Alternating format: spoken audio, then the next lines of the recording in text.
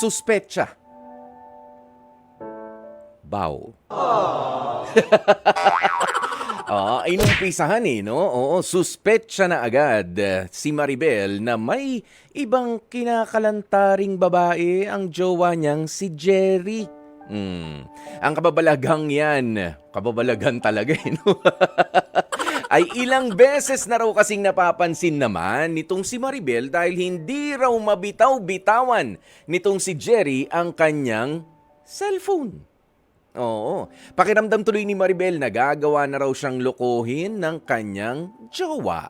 At aminado naman daw itong si Maribel na sa tuwing sinusubukang hulihin nito si Jerry ay hindi nito matsyempuhan yung ginagawang kalokohan ng kanyang boyfriend. Ayan, ako talaga nagpapasalamat na lamang din dahil cellphone ang hindi mabitiw-bitiwan ng iyong jowa. Dahil kung yan yung telepono, yung landline, naku, napakahaba ng linya niyan. Kung katulad dati. Tapos hindi pa nga talaga wireless, yung may cord pa talaga. Okay, sige, kausapin na natin mula sa Manila, 25 years old, Maribel. Magandang tanghali sa'yo. Magandang tanghali po, Kuya Poy. Gaano na kayo katagal in a relationship nitong si Jerry? 3 years na po. Kailan siya nag-umpisa na hindi na mabitiw-bitiwan ang kanyang cellphone? Lately lang po, mga 3 months ago po. Pero dun ba sa 3 months na yun, baka naman yung cellphone niya bagong bili, ine-explore pa lang. Hindi po matagal na po yung cellphone niya. Kumpara noong hindi mo naman napapansin na masyadong... anong pinakaiba ba ngayon nitong si Jerry? Doon sa 3 months na sinasabi mo na lagi na lang hawak yung cellphone. Dati ba naiiwan? Dati ba nahihiram mo ang cellphone niya? May tatawagan ka, Jerry, patawag nga muna kay nanay o sa friend ko, naubusan ako ng load. Opo, dati po okay lang naman po sa kanya kahit hawakan ko po agad yung phone niya.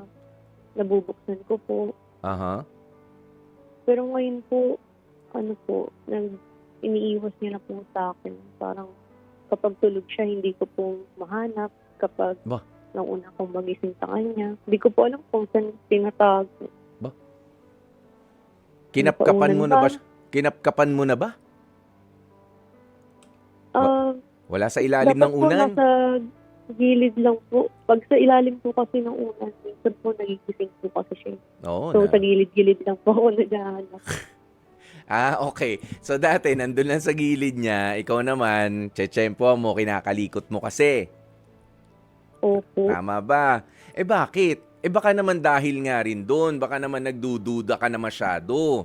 Ikaw ba noon, nung pinapayagan ka niya na magkaroon ng full access doon sa phone niya, hindi ka ba yung tipo ng girlfriend na matanong, sino to? Sino yung nag-text? Sino yung tumawag? Alam mo yung umihingi lagi ng, anong tawag mo dyan? Merong daily log? Merong report sa kung sino yung mga nakausap, nakatransaksyon? Kung nandun naman na ang pangalan, tumawag halimbawa yung kaibigan niya, si Randy, si Mark, si nag-text. Sino? Tatanungin pa kung sino. Kailangan pang i-justify. Baka ganong klase ka. Hindi naman po. Kapag may unfamiliar lang po kung nakita, dun Kuya po yung napangalan. Yun po yung tinatanong ko po kung sino po yun. Sige. Nung may access ka pa, meron ka ba mga nakita na parang nag-aalangan ka kung sino yung kumukontak sa kanya? Actually, Kuya po, pakiramdam lang po siya. Kasi po hindi ko po talaga siya nahuhuli. Hindi ko po alam kasi course niya rin po talaga IT. Kaya hindi ko po alam kung magaling lang siya po magtago. Pero hindi naman kailangan na may kursong IT kung mismong yung cellphone ay nakatago. Pagka natutulog, hindi mo na hindi mo na makita. Hindi po minsan nahawakan po siya pero wala po talaga akong makita. Hindi ko po alam kung wala lang ba talaga or... Baka magaling lang siya. alam mo, dalawang bagay lang naman kasi ang naiisip ko, no? Kaya wala ka nakikita. Unang-una, baka nga magaling magtago, pero pangalawa, baka wala naman talagang itinatago. 'Di ba? Puwede naman Po. 'yun eh. Sige, ano na ba ang pagtrato ni Jerry sa kanyang cellphone in the last 3 months na sinasabi mo? Ito ba yung tipo na magsi-CR lang? As in, saglit lang magsi-CR hindi maliligo. Pero, halimbawa naiwan yung cellphone sa lamesa, babalikan pa yun, tatakbuhin pa yung cellphone, tapos wiwiwi lang naman, o kaya maghuhugas ng kamay, pero kailangan nandun yung cellphone. Ganong tipo ba? Opo, lagi niya pong dala. Minsan po, bibili lang po siya ng ulam namin. Nakalimutan niya po, pero binalikan niya po agad. Hindi, baka raw kasi mag-text ka eh. Baka pa-check mo, ano pa bang choices dyan na ulam? Yan, yung mga ganon. Hindi naman po. Minsan po, pag kumakain kami, nakataob po, tapos nakaiwas kapag magkatabi kami. Para hindi ko makita siguro po. Di ba kapag kumakain, dapat naman talaga ay nakatabi ang mga cellphone? Wala nga dapat sa ibabaw ng lamesa yan eh. Kapag Hindi naman po. Kung normal naman po, kahit hindi naman po ginagamit, hindi naman po kailangan itaob. Ayan. Well, sige, ganito dahil wala ka naman nakikita, meron kang pagdududa, ikaw naman muna ang matanong ko, Maribel. Ikaw ba sa relationship ninyo nitong si Jerry, o kahit may nauna pa ba kay Jerry, may iba ka pang nakarelasyon? Meron po. Naging issue ba sa inyo ang pagkakaroon ng itinatago sa cellphone nung karelasyon mo o sa inyo ni Jerry, or ikaw mismo ay merong ginawang kababalaghan? Dati po, very, naman po kami, very open. Parang hawak po namin yung account ng isa't isa. Pero po nung may time po na nag-break kami, tapos nagbalikan, hindi na po namin hinawakan yung account ng isa't isa po. Bakit? Yun ba naging cause? Yun ba ang dahilan? Siguro po kasi nung dati pong first na hindi kami nagbe-break nun po dati, bata pa po kami, parang sobrang childish po siguro namin. Tapos very controlling, kaya hawak yung account. Ngayon po na-realize namin na mas okay po kung hindi hawak yung account para at least may privacy. Oo. At ang pinag-uusapan natin, hindi pa ito ang boyfriend mo ngayon na si Jerry. Siya po. Siya I mean, na. dati po, naghahawakan po kami ng account, pero ngayon po hindi na. Hindi na. Okay. Sige, kasi baka tamang hinala ka lang. Kaya tinatanong din kita, ikaw ba mismo ay hindi ka gumawa nga ng kababalaghan? Yung totoo lang para lumuwag-luwag ang dibdib mo. Kasi hindi naman lagi sa actuations ng mga partner natin nagsisimula yung pagdududa natin. It's just that natatakot tayo na bumalik sa atin yung ginawa natin dati. Sigurado ka ba na wala kang ginawa dati? Na may itinatago ka sa cellphone? Wala naman po. Nung nag-break po kami, may naging ka-MU po ako nun. Tapos siya rin po, nung nag-break kami, may naging ka-MU din po siya. So, minsan po, tinitingnan ko po kung iniisip niya pa po yung ka-MU niya po. Hanggang ngayon? Hindi na, Hindi naman tinitingnan ko lang po kung iniisip niya pa po yun. Alam mo, ikaw, Maribel, masyado kang ang hirap mong ang hirap mong bumitaw doon sa nakaraan. Kaya siguro nagkakaganyan ka. But then again, syempre, hindi naman natin ini-invalidate na baka nga, pero hindi ko rin susuportahan na merong natama ang duda mo. Sa ngayon, meron ka bang gustong sabihin para dito kay Jerry? For your peace of mind, ano ba yung gusto mong mangyari? At sana nga ay nakikinig siya. Okay, Maribel, you have the floor. Ikaw na ang magsabi kay Jerry. Yun, para kay Jerry, kung sakali man nakikinig ka, sana hindi totoo yung nararamdaman kong pagdududa. Sana wala kang ibang babae. Kasi natatakot lang naman ako baka ah, balikan mo yung dati mong naka-M, break tayo. Pero sana maging masaya pa rin tayo at totoo yung pagsisimula natin ulit. At maging masaya na lang para hindi ko naisipin yung mga nakaraan. Kasi ang hirap kahit magkasama tayo pero minsan bumabalik pa rin sa akin yung mga trauma. Ayun, sana mabura na lang yun. Tapos ma-assured ako na makapagsimula tayo ng panibago ulit. Alam mo, Maribel, may sinabi ka kanina, ano, na trauma. Anong traumatic experience ba yan? Sa kamay ba ni Jerry? Yun po kasi na kuya po nung break po kami. May time nga po na may naging ka-MU siya. Pero nalaman ko lang ng sarili ko. Oo. Tapos ikaw, nagkaroon din? Gumanti po ako. Gumanti ka rin. 'Di ba? So nagkaroon ka rin. So bakit mo kino-consider 'yon na traumatic experience? 'Di ba? Break kayo nun.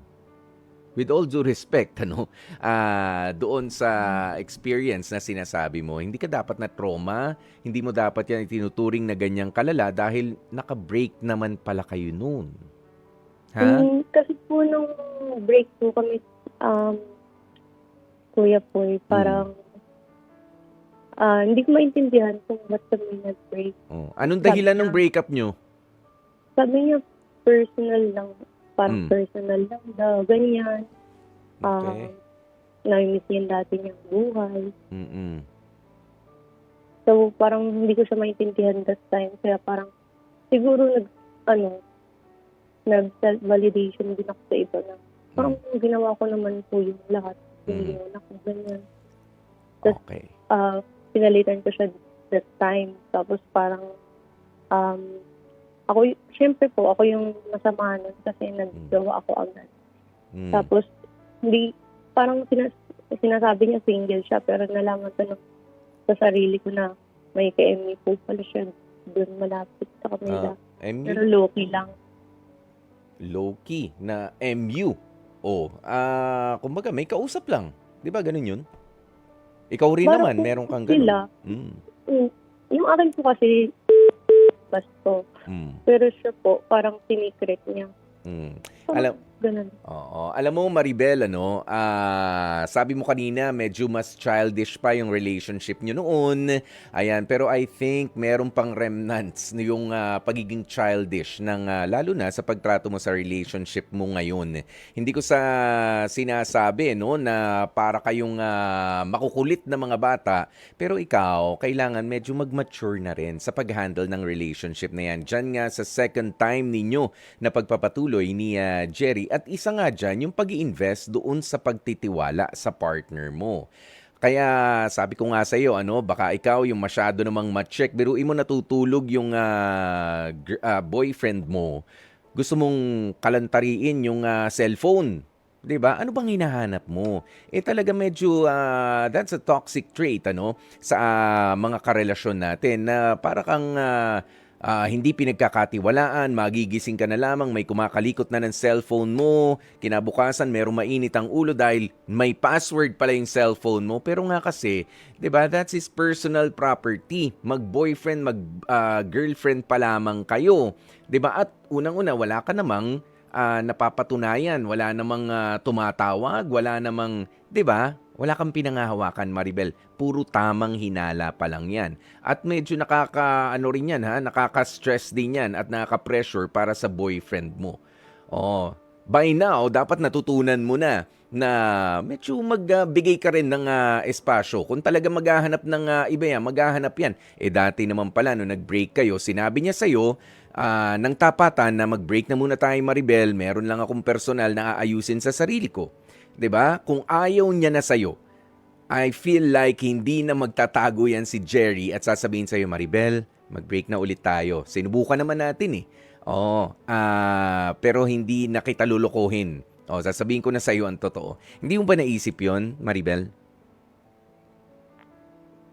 Kaya rin naman po kung nagdududa, Kuya P, kasi Mm. parang inconsistent na rin po yung Mm. effort. Oh, edi ikaw naman na mag-effort. Baka naman busy lang rin sa trabaho yung tao. 'Di ba? Hindi, yung work from home naman po siya eh. Ako po nasa, site, pero nagagawan ko po ng paraan. O yan. You stop comparing also. Okay, Maribel? Stop comparing yung effort na naibibigay mo doon sa... Isa pa rin yan sa mga marka ng medyo immature ang relationship. Okay?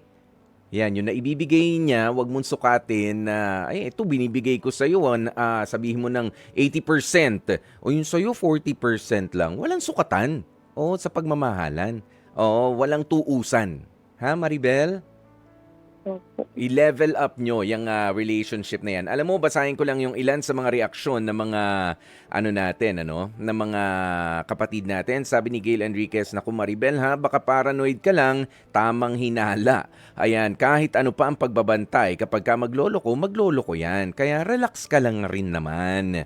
O, ito naman, sabi ni Vam Mace, #Astig Advice, kung ako sa'yo, deadmahin mo muna.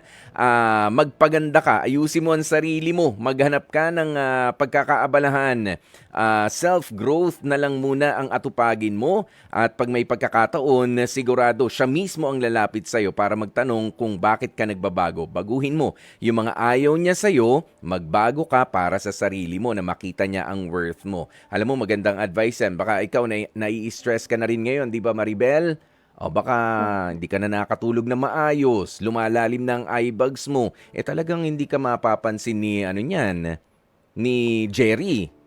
Ha? Nagiging masungit ka na. Hindi ka na nakakain sa tamang oras. Di ba? Yung mga ganung bagay. O, kaya alagaan mo yan sarili mo.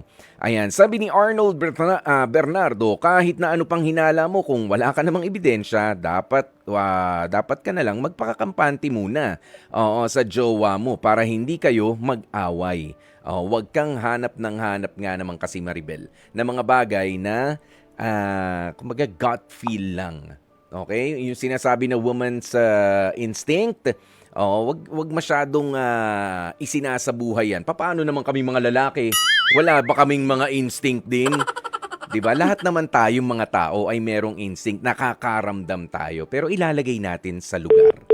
Okay, Maribel?